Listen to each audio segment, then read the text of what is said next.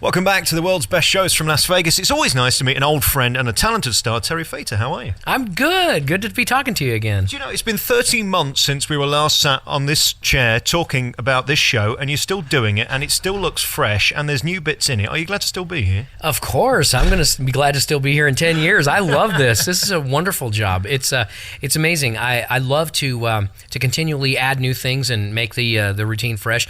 And every 2 to 3 years, we're going to be releasing a DVD of the stuff, so we have to keep it fresh. So it also keeps people coming back year after year after year, and they don't feel like they're seeing the same old recycled material. So I was watching the show tonight and thinking how it must have felt to be you, because you've got this tremendous band behind you, you've got the wonderful lights that make it so magical, and then an audience that just love you.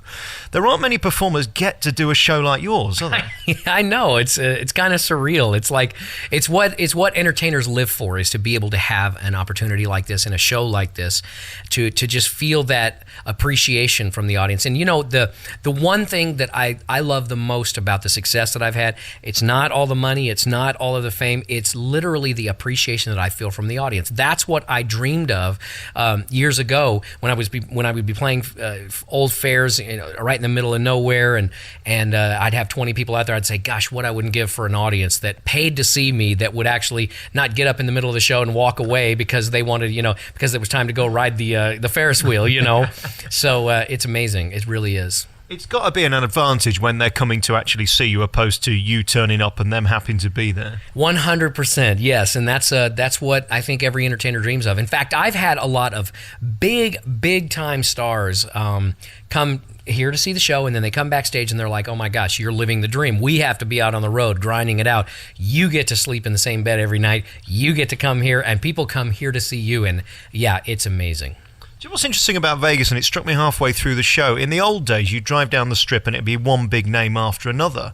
That really isn't the case now. I mean, you're about the only big name with a huge billboard on the Strip. It's strange. It is interesting. It's really, in the last few years, I think what's happened is it's gone more for Cirque du Soleil type shows. Nothing against them. They're great. They're very talented. But I think we have 9 in town now. I think, as they continue to try to do more and more and more, people just get to a point where like, well, look, I've already seen Cirque du Soleil. I've seen it a number of times.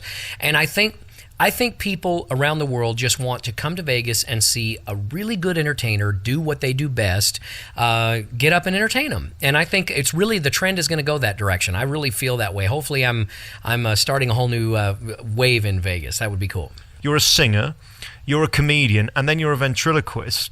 What actually are you? I'm a ventriloquist. I like to think of myself as a ventriloquist. Since I was 10, I've been doing ventriloquism. I've been doing impressions since I was 6. I've been singing since I was 3. But when I started doing ventriloquism, I decided when I was about 11 or 12 that I wanted to go down in history as one of the great ventriloquists. I wanted people to put my name up there with Edgar Bergen and Paul Winchell and Jimmy Nelson. And this is just something that I decided when I was a kid. And so I look at myself as a ventriloquist. I mean, the Mirage probably kill me for saying that, because they want to kind of put that in the background, but I'm proud of it, and I'm proud of what I've done for the art of ventriloquism. You can poo-poo Britain's Got Talent and America's Got Talent, but really that's the only place for people like you to go now. There is no other TV show that would put somebody like you on stage. That's absolutely right, and I would never poo-poo America's Got Talent or Britain's Got Talent, because, you're absolutely right. It's the only venue in the world right now where people can get up and do things that you just can't do.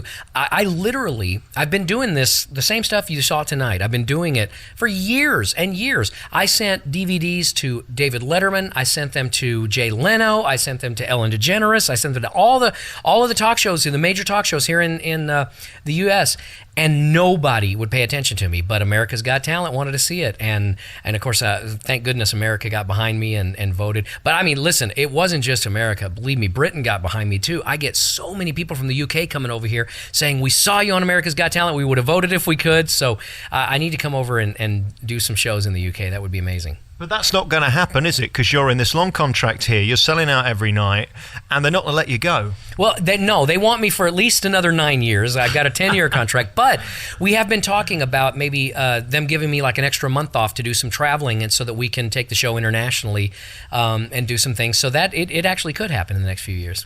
You alluded to it earlier that Vegas now is about the big spectacular, but I think for the common man, there's nothing greater than seeing just one person holding a show, because with all the lights and the big PA system and the band, take that away, you could still do it in a room by yourself, and that's what's unique, isn't it? You say I could, and I have many, many times. I'm one of these guys that for my whole life, I always would bring my puppets. If I went to a party or something, I'd bring my puppets, and then I would whisper to my friends. I'd say, make sure they know I'm a ventriloquist. And people would say, oh, they'll do it. And I'd say, well, I just happen to have my characters. So I love to entertain, whether it's in living rooms or at heart, I'm an entertainer.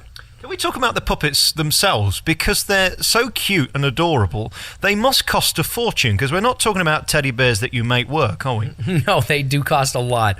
And again, I said my favorite thing about the success I've had is without a doubt, definitely the fact that I get to now do all of these, I have the audience come to me. The second favorite, and it's a very close second, is the fact that I can now create any character I want, and I can afford now to get them done. I can't tell you how many times in my past that I have had characters that I came up with in my head, and I thought, there's no way I can afford to do that, and I just had to lose that. So now I can create any character I want and afford to have it come out. It's great. So what comes first, the song, the comedy idea, or the puppet? Sometimes they come all together. Sometimes I'll think of a song or a few songs and think, well, who would be good to do that? And if I don't have a character in my show that could, I create a character. Other times I'll come up with a great idea for a character and say, wow, I really would like to have this character. Now what would he or she sing? So it really, sometimes I'll write a comedy bit and think, okay, what kind of character would do this? So it really, it just depends. I mean, inspiration comes at all times at any place too. It's interesting watching you tonight, because I saw the show a year ago and I thought, oh God, you've been doing this 5 times a week for the last year. You must be bored stiff. Then within minutes, there was a new bit and a new character. Is that deliberate so you don't go insane? Absolutely. The one thing I refuse to do is, we call it phone a show in. That means you get up on stage and you're thinking about, what am I going to do for dinner tonight? Or what am I going to do tomorrow? I don't ever want to do that. I want to make sure that the show stays fresh for myself, because if I get bored, the audience gets bored, and we don't want that to happen. I want to keep this place packed every single night for the next 9 years. It's interesting, the last time I was here, I said that you and Danny Gans were my favourite. He's no longer with us. How much of a shock was it for the Vegas community to lose Danny? Oh, it was a terrible shock. And I was, for one, was particularly disappointed at his passing, because one of the things, he was a big inspiration for me. I came to Vegas 5 years ago, 6 years ago, saw him perform and said, I can do that. I can do what he's doing. I had no idea I was going to take over his theater one day, but I did, and that's what really inspired me to put together a show like what you see tonight, or what you saw tonight. And I was so excited about one day becoming a colleague and getting to know him, and maybe going golfing with him and having dinner with him, and then he was gone, and it was like, wow, I never got the chance. I got to meet him once, and it was a very sad time. Are there many of you and him around? Are there many people chasing you for this theatre? Because I don't seem to see the all-rounders anymore. There might be people who are very good, but could they hold a show for 90 minutes? That's a really good question, and I think when we watch Britain's Got Talent and America's Got Talent, I think that's really the question we should all ask ourselves, because it's one thing to, in America, I'm not sure what the prize is in Britain's Got Talent, but it's $1 million here. That's a lot of money. And it's great when somebody gets $1 million, but the question is, can they sustain a show? And that's when I'm watching the show, that's what I'm thinking. I'm thinking, okay, could I watch this guy or this girl or this group for 90 minutes? And if they don't, then I feel like they don't cut the mustard, and they, as far as I'm concerned, they shouldn't win it, because to me, it's all about finding great talent, finding great acts, and that's what I look for when I'm watching the show. The biggest winner in Britain has been Susan Boyle. I don't know whether she could sell out theatres, as of yet she hasn't toured. You've got to be really disciplined and an old pro like you to do this. I mean, she was a fad that seems to have faded now. Maybe she'll come back with another album, but really to pull this off every night, you've got to be doing it for a long time and know what you're doing. Yeah, it's not, it's one thing to find someone who you say, wow, I didn't expect that she would be able to sing, and then she can sing, but the question is she willing? Because people have no idea how many hours it takes to put together a show like what you saw tonight. It is amazingly tedious work. It's the kind of work where you never get a break. You're always 24/7 thinking about it. My girlfriend has to force me to take time off. I have to turn my cell phone off when we go on vacation. She's like, you're not allowed to think about work. You're not allowed to talk about work, because, to sustain a show like this, it takes an enormous amount of effort. And by the way, that is one of my big dreams, is to perform for the Queen and for royalty there. So hopefully that will happen one day. Well, I'm sure if you had the time, they'd bite your hand off because, again, that show's all about finding unique talent, and that's what you are. I think the greatest compliment I can pay you tonight is it appears to me that nothing can really go wrong. If the sound system went down, you'd carry on. If somebody said something, you'd ad-lib back. That is just years of doing the crappiest clubs in the world, isn't it? Yeah, and in fact, it does happen. Occasionally somebody will yell something, and I'll come up with an ad-lib. Last night, I have this thing where one of my characters talks about people throwing underpants on stage, and I had a lady throw underpants on stage, and I had to ad lib. I didn't, but I did, but the character I had to ad lib.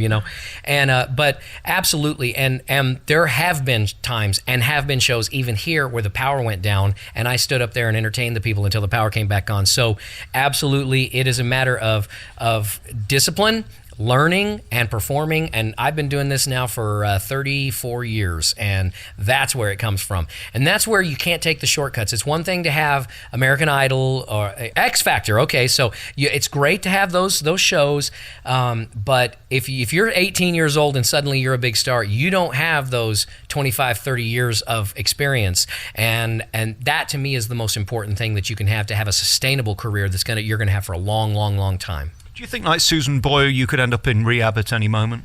Absolutely not. No, I've still got my head on straight. I don't drink much. I drink very socially. I do not take drugs. Never have, never will. And so, no, not a chance. And I asked you this question last year. When you see that great big 20-foot poster of you and your big face right at the front of the Mirage, does that ever become normal as you drive down the strip? Yeah, actually it does. It believe it or not, I didn't think it would. But when you just see something, I think no matter what experience you have in life, it will just become normal and ordinary. And now it's to a point, I'm still a little shocked when people recognize me, and it does still happen all the time everywhere I go, but it has become more normal, more commonplace. And now when I'm standing in line waiting for something and somebody comes up and says, "Aren't you Terry Fator?" I say, "Yes, I am." It's just become a part of life. So. And of course you are a sex symbol as well. Why are you laughing? I think I have a character in my show that's a sex symbol, but I don't think of myself as that way, no. Congratulations on being you. Really, it's a tremendous show. To see someone who can hold people's attention, really just by yourself. I know you've got the puppets, but without you, they're pointless, aren't they? Yeah, well, that's the thing is that, but even it's weird because I never cross that line between reality and fantasy, but I do fall in love with the characters as well. The characters are so much fun. They do seem real. I mean, I'm up there having a conversation with myself, and yet it's easy to get wrapped up in those characters, isn't it? Congratulations on your career, and congratulations on the girlfriend. Who'd have thought that'd have happened? I know, and she's so beautiful, isn't she? The most beautiful woman in the world. That's show business. That is, yes. Terry Fator, thank you so much for talking to me. Really nice to meet you again. And this show is a must-see at the Mirage. Thank you. Thank you.